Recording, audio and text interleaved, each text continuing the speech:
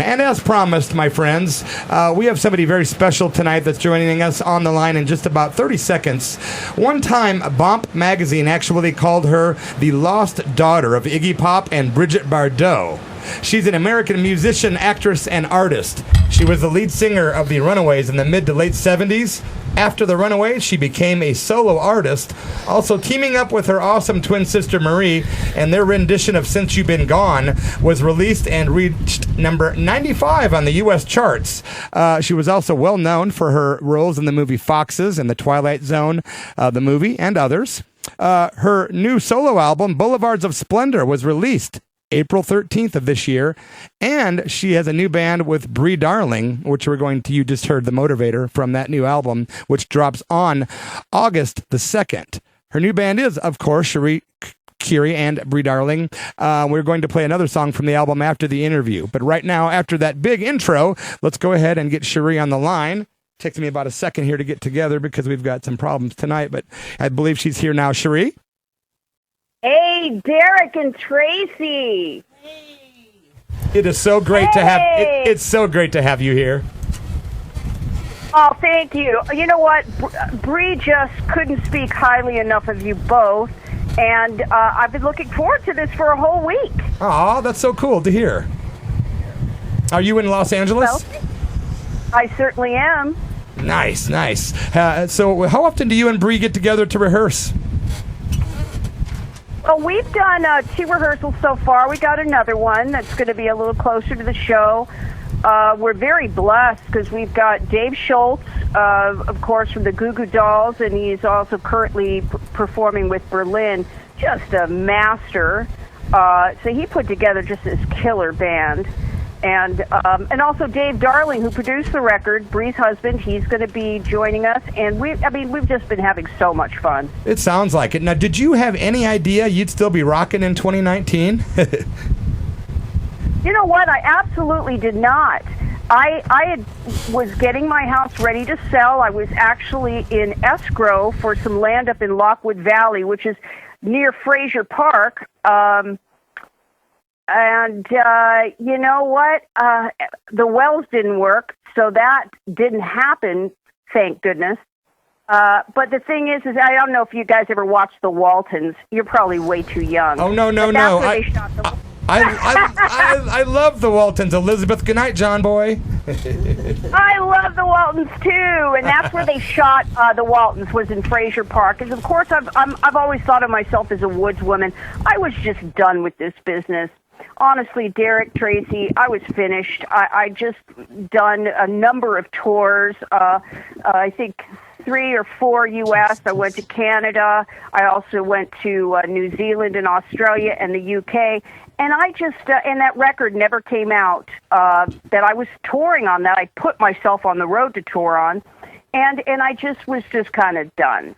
And so I was just going to go and retire and build 2 cabins, a nice guest cabin in case you guys ever come to California. But that'll have to wait now because of this record. But, you know, just fate intervened because, I mean, when I say I was done, I was done. I thought, well, what's the use?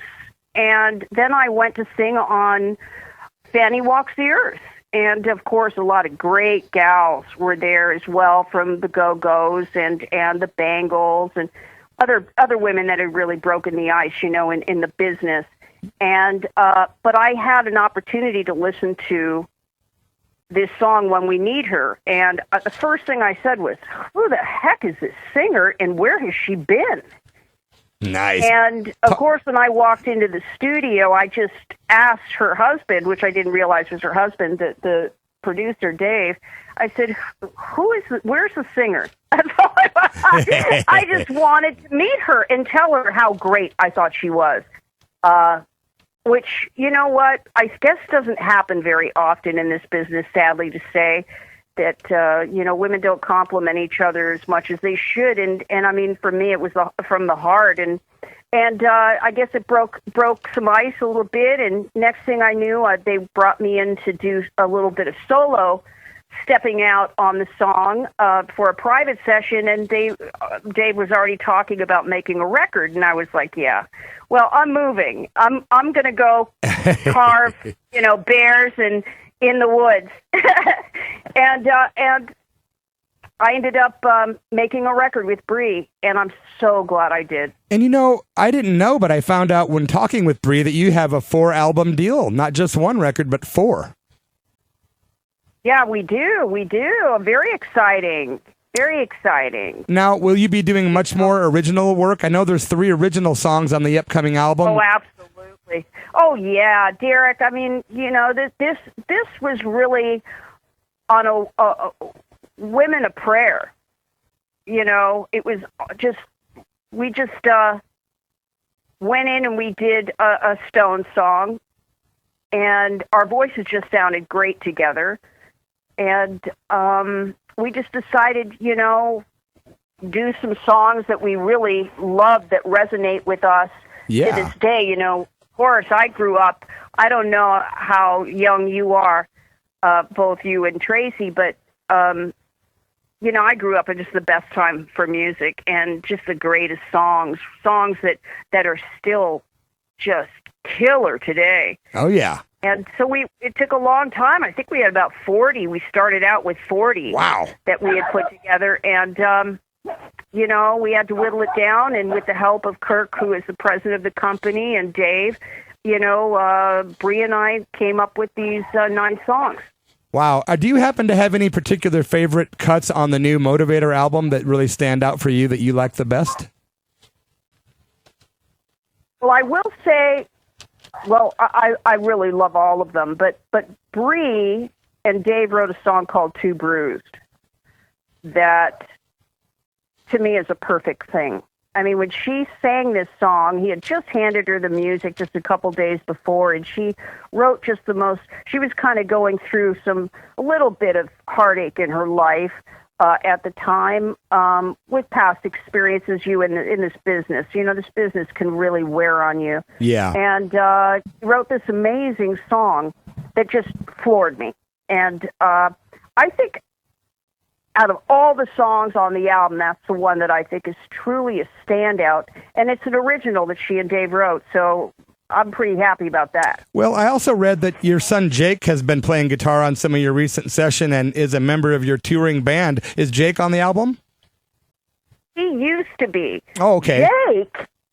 Jake toured with me here in the U.S. and Canada, all of the tours. He either played guitar or drums. And he's just an amazing singer. He had a band called Maudlin Strangers, but he basically it was just a band name. He still wrote all the songs, played all the instruments, and now he has stepped out as Jake Hayes at 28 years old and wrote a song that is just, it's soaring right now, called Sleep Talk. I think it's called Sleep. Now, of course, you see, 59, the brain. I think it's called Sleep Talk. It's doing so well, and I'm so proud of him. But he did the artwork on the record, which was a last-minute thing because the guy that works for the record company, they had to let him go, and of course, I shared with them the fact that Jake did all the artwork on the Blackheart record on Boulevards of Splendor, which was, so I showed them that, and they liked his work very, very much. I mean, this kid's been drawing in 2 dimensions since the age of 4. He's a tattoo artist. He's an amazing painter. He's just an all-around incredible performer, by the way. I mean, talk about... and I know he's my son, but I'm really serious. Well, he's got a stage presence. They say the he's Apple. Just amazing. You got to look him up. If you look up Maudlin Strangers or now Jake Hayes, you'll see some videos and stuff that'll just floor you. The kid's just brilliant and plays just about every instrument you could think of. He's a great producer and arranger, and I'm just so proud of him. Well, the apple doesn't fall far from the tree, they say. Oh, this kid's got more talent in the tip of his little finger than me and my wonderful ex-husband Robert Hayes has in our whole body, which is a good thing. That's funny. Good one. Are you looking forward to getting on the road and touring with Bree and the band?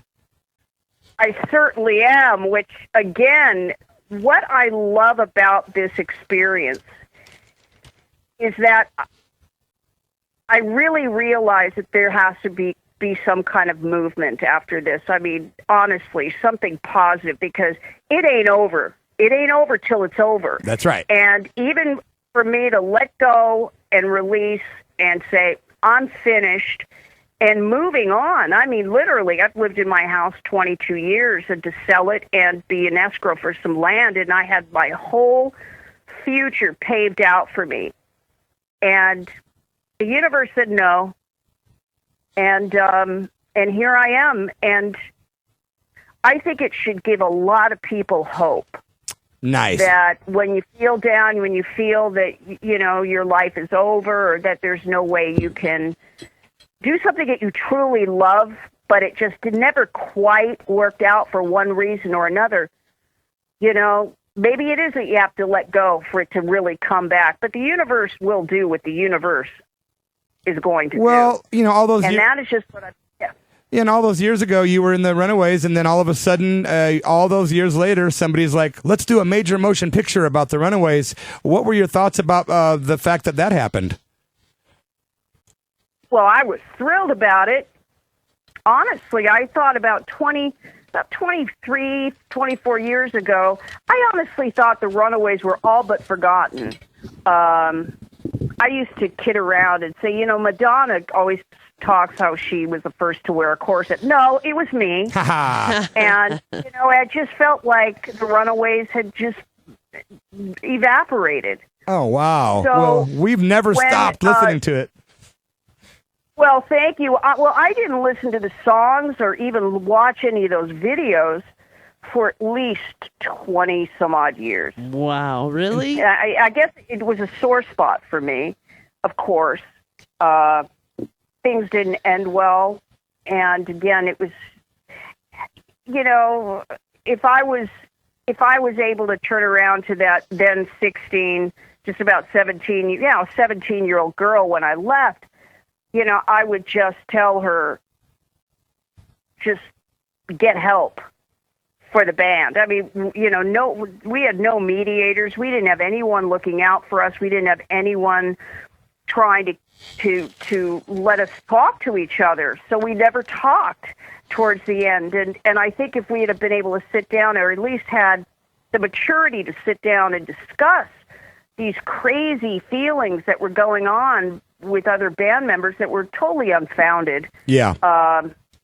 That really caused the explosion of this band just to end. And after I left, I mean, you know, the band was destined to go down the tubes. It was we had no guidance whatsoever. Well, Tracy, and drugs played a major factor, of course, I think, in the complete demise of the Runaways after I'd left. So, you know, we just had no mature people that would sit us down and let us talk things out. So that was too bad. Yeah. But it is what it is. Did you have a question about Dakota, Tracy? Yeah, I was, just kind of curious. You know, I had, when the movie first came out, I was, you know, super psyched and really hyped over, you know, a Runaways docudrama, whatever you want to call it, coming out, and how true it would be to, you know, what actually happened back then. And how did you feel about Dakota Fanning being cast as you? And were you... I'm so sorry, Tracy. I really can't hear you very well. Can you get a little closer to the mic for me? Yeah, let me do this. Is that better? Oh, much. Okay, great. What I was asking was, you know, I was really excited, like everyone else was, when the Runaways, you know, biopic, whatever you want to call it, was coming out. And Kristen Stewart, you know, playing Joan Jett. And how did you feel about the casting of Dakota Fanning as you? And were you close with Dakota during the filming? Like, were you able to give her tips and talk to her quite a bit during the filming so that she was able? Oh, you know what? Dakota truly, when she came to a show that I only did Cherry Bomb at the Roxy, but she had like 102 fever. But this little girl, let me tell you, she looked like a little girl. She does. When no, but I mean, she looked like she did when she did Man on Fire. I mean, wow. I'm such a huge fan of hers. Let me tell you, I thought she was the greatest actor I've ever seen. She did a great job. And for this little tiny doll to show up at my show, sick, but she didn't act like it, to meet me, and I thought, how is this ever going to work? She's a baby, you know? I mean, just so little. Right. And, I was floored. And then when I saw her about a year and a half later, she was actually the same age I was when I joined the Runaways. Boy, she had sprouted and changed. She'd grown quite a bit. And I was so happy. And Dakota, you know, it was funny because she studied all the old videos. And I used to whisper when I spoke. I'm not the boisterous woman I am now with this big, loud, booming voice. And she studied and she came to my home and we would sing together. She was fantastic. And she wanted me on the set at all times when she performed to make sure that it was right.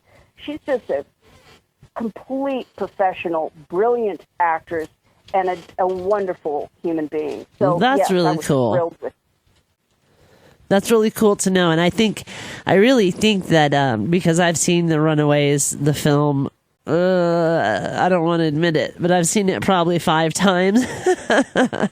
And oh, that's good. I just really, I think that, you know, Kristen Stewart and Dakota Fanning are both great actresses in their own right, but I was really, I wasn't disappointed. And, you know, just like the new Bohemian Rhapsody, the Queen movie that came out recently, you know, you build something like that up in your head, and same thing with the new Bohemian Rhapsody. I thought, wow, that guy did a really good job, you know, and that was outstanding, truly outstanding. Wasn't it? Love and Mercy as well is one of my favorites, which, believe it or not, Bill Pohlad, who produced the Runaways film. I was standing in the supermarket scene with Dakota when she's loaded and walking down the aisles, bumping into things and stuff. And Bill was saying, you know, darn, he goes, I want to direct. I said, why don't you? He goes, you know what?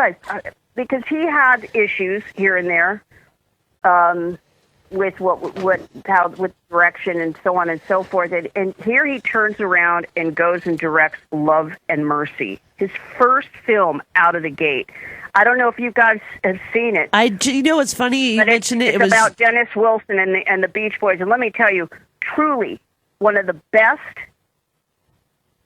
what do you call a biopic? I guess a biopic. Yeah, I think truly so. One of the most outstanding you will ever see. Far better than Bohemian Rhapsody, I'm sorry to say. I enjoyed the movie. I did.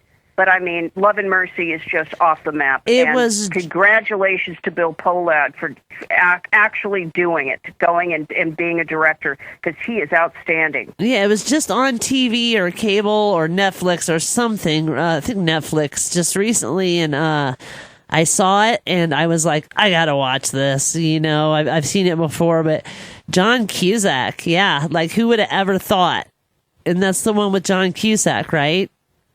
Yeah, and I absolutely love the actor that played him when he was younger, and and I love him. I watched him in so many films.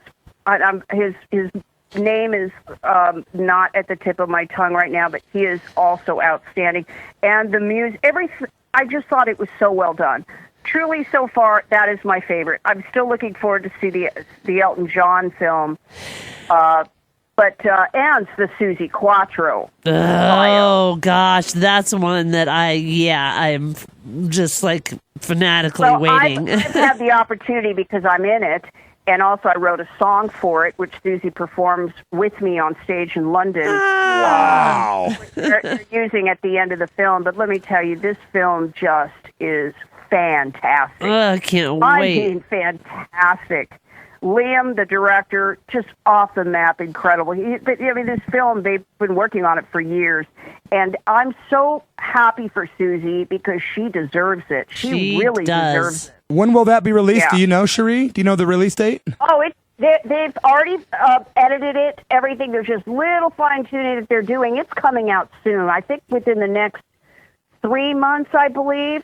Nice. I know they're going to have a premiere in Australia. I don't have the actual dates in front of me, but I just can't wait I'm actually going to go to the theater to see that one. Well, for sure. So well done. I have a question that's kind of random. I was on the internet doing some research last night on some of the recordings you have done in your career, and I don't know what you did, but I thought I'd ask you directly. Did you do some kind of single with Glenn Danzig at one point? Of course, yes. I never heard about that. Glenn. Can you fill us in? He's a dear friend. Yes. Unfortunately, he and of course the title. Do you know the title? Can you tell me right off the bat what that title was? Well, Phaedra is her name. That one. You know that. Oh, song. Some Velvet Morning. Some Velvet Morning, and I didn't even look who Glenn was because I don't do that. When I'm going to go record with an artist, I don't want to know what they've done. I don't want to be intimidated, so I didn't. And I walked in, and he was truly he's a gifted producer. I enjoyed it so much, but he changed the lyrics in a way, and I kind of warned him. I said, ooh, I don't know if you should do that. For licensing reasons, he changed them a bit much, and of course the family didn't like it. So, but I did get to perform it on stage with him. He asked me to open for him at the old Universal Amphitheater, the first place I saw David Bowie's Diamond Dogs concert. Wow. And they were tearing it down. And Glenn was the last person to play, and he asked me to open for him. And it was a sold-out show. For me to stand on the same stage that Bowie stood on, that was just, talk about a gift. Thank you, Glenn. And then I went in and I did a Patsy Cline duet with him as well. I don't know when that's coming out. Wow. But Wow. I would do anything with Glenn. He's so much fun. Great guy. What about the movie that came out? It's been a while now, but I believe Vicky Blue put out the documentary about the Runaways called Edge Play. What were your thoughts on that? I wasn't very happy with it, actually, because, I didn't like the fact that she wasn't even in the band, when I was in the band, and she just decided to, instead of, because I had people that could corroborate what happened the last day I was in the band, and she refused to reach out to these people, and basically, when I parted that band, supposedly I was late and this and that, which was not true, and it pissed me off. It's like, honestly. And she molded it into what she wanted it to be instead of what really was. Artistic license. I don't really support that film at all. Except, I get to see my friend Sandy in it. And, which is sad because she was going through a hard time. But... no, I wouldn't recommend that film to anybody, honestly. Okay. I just wanted to ask. The other question I had for you was, Tracy, we were talking about a couple of different things we wanted to ask you about. I know you took care of Kim Fowley when he was at the end of his life, too. That was pretty compassionate. What a really cool thing for you to do. What was it like hanging out with Kim at the end of his life? It was fantastic. I really did it more for myself. Because I hated that man. And it took me at least, oh my goodness, gosh, it has to be probably 10 years ago when I just decided that all that was doing was hurting me, not him. And so I reached out to him and we talked on the phone for hours. And he apologized. A lot of the things he said made total sense to me, and he didn't know how to handle teenagers. I mean, most people don't, especially all girls. Yeah. And this was a first for him. But you know what? To care for him in that way, because he was bedridden, and we recorded together in that room, and it was just him and me for 24 hours a day. and he was only here 10 days, and then we had to get him to the hospital. He really was ill, and but I wouldn't trade those 10 days with him for $1 million. It was it allowed me to release all that anger that we hold on to. I mean, especially when you're so young. Was he aware of Was he aware of the anger? Oh, sure he was, because we had discussed it years prior. That he knew I was upset, and I had every reason to be upset. It was, the IRS came after me, didn't come after any of the other girls. I had to pay them $20,000 of money. I literally paid them $100 a month from the time I was 17 until I married Bob. Wow! And at that time, I still owed about $2,600, which my wonderful ex-husband paid for me. Wow! But he just did.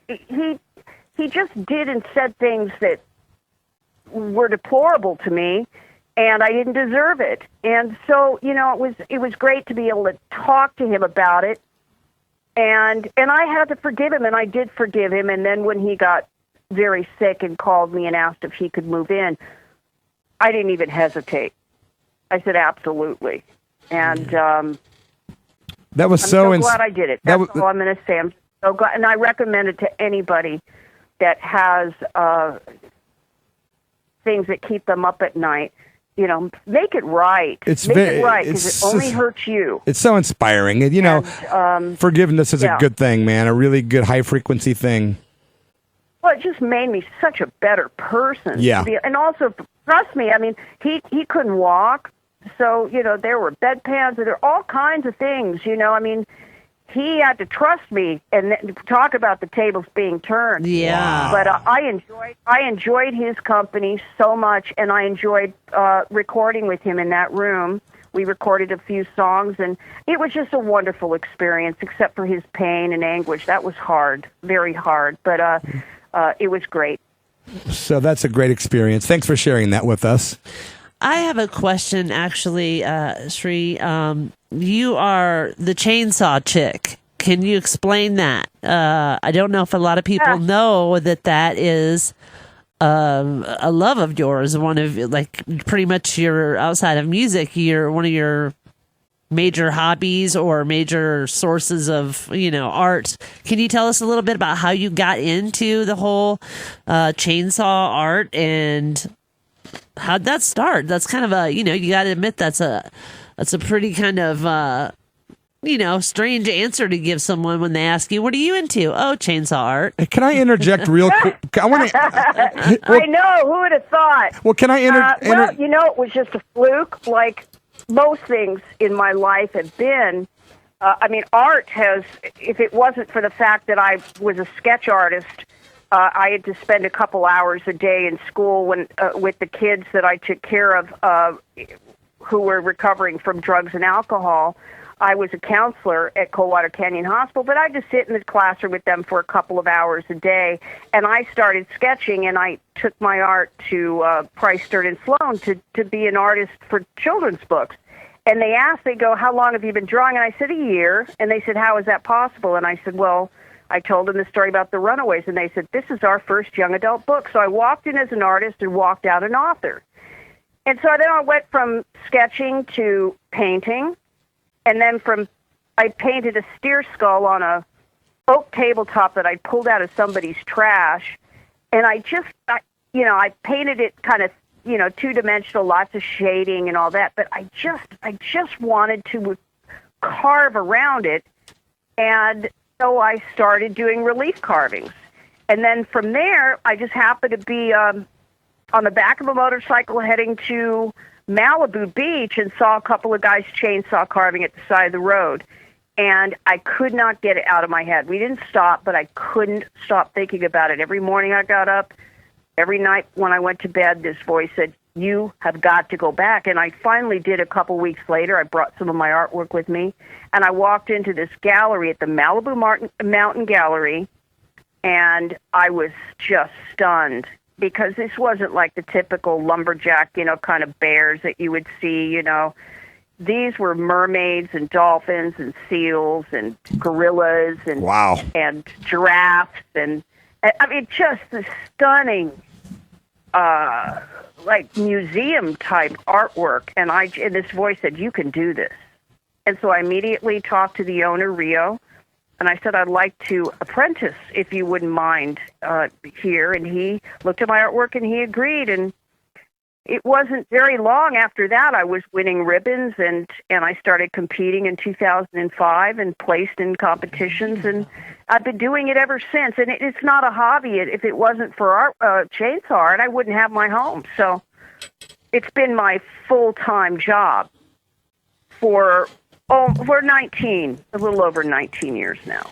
Wow. And do you find that, I don't know, do you find that people are like surprised if you have a showing, like, and they find out that it's the same CHERI CURRIE that, you know, was in the Runaways, and, you know, do people tend to kind of be surprised? Or, because like I said, that's not a real super common hobby, you know what I mean? So, well, again, it's not a hobby. I mean, you do it because you don't risk your life doing. I mean, well, No. sometimes I guess you risk guess your you life don't. doing a hobby, but no, this is something that either you master it or you're in big trouble. I can't imagine mastering it. I can't even imagine like starting the, you know, I mean, just being able I was to. more afraid of that darn Dremel when I was tooling out my two-dimensional, you know, relief carvings than that chainsaw. The thing is that, you know, I've been a teacher. I've taught people how to chainsaw. But, you know, I could teach, we could carve a bear together, you and I, but you have to be able to see it in your head afterwards. It's a lot more difficult than people think it is, because our minds aren't used to doing three-dimensional. We're used to, you know, two-dimensional max, or one-dimensional. Sure. I think it looks very difficult. Yeah, I was surprised how difficult it was. The first carving I did, which was a castle, and it turned into a spinning seal, because I just couldn't. I mean, it really was. And that spinning seal was probably one of the best things I've done. But I've done a lot of great things that I'm very, very proud of, and it's great to have done it this long. Where I'm getting ready to. I finished a fishing bear today for fun. And I'm going to start a cigar store Indian, which will be a first for me. I've never done a man, especially an Indian with the full headdress and, you know, the shams and the conchas on the. It's really going to be a masterpiece for me. Nice. So that'll be fun. Well, Cherie, we really appreciate you taking the time out of your schedule to make an appearance on our show, and we've wanted you as a guest. We've been doing the show 19 years, and we've been wanting you on the show since day one when we played the Runaways Cherry Bomb on October 31st, 1999, when this show started. Well, you know, we've got an anniversary. I've been carving that long, too, so hey. Well, congratulations to you both. You know, people love your show. Oh, thank you so much. You've done good. Thank you so much. 20 years in October. That's our big anniversary. And we are so. Congratulations. Thank you. We are so looking forward to coming out and trying to catch you and Bree live. Nothing would make us happier than to be able to check you guys out live. Well, you know what? I mean, we plan to be touring in the fall, and TKO has taken us on. They're great agency, and so we might be coming to you. Well, if you're anywhere near us, we'll definitely make ourselves known and try to say hello. Well, we demand it. I love it when you're demanding. I love it. I like it when you're demanding. Yes. Well, Cherie, absolutely. Yeah, thanks a million. Also, thanks to Ken Phillips, the management that's helping out with this interview tonight. Say hello to Bree for us, and thanks again for making the time. We love you, Cherie. Well, I love you too, and it's Ken's birthday today. Happy birthday, Ken! Happy birthday! It's my pleasure.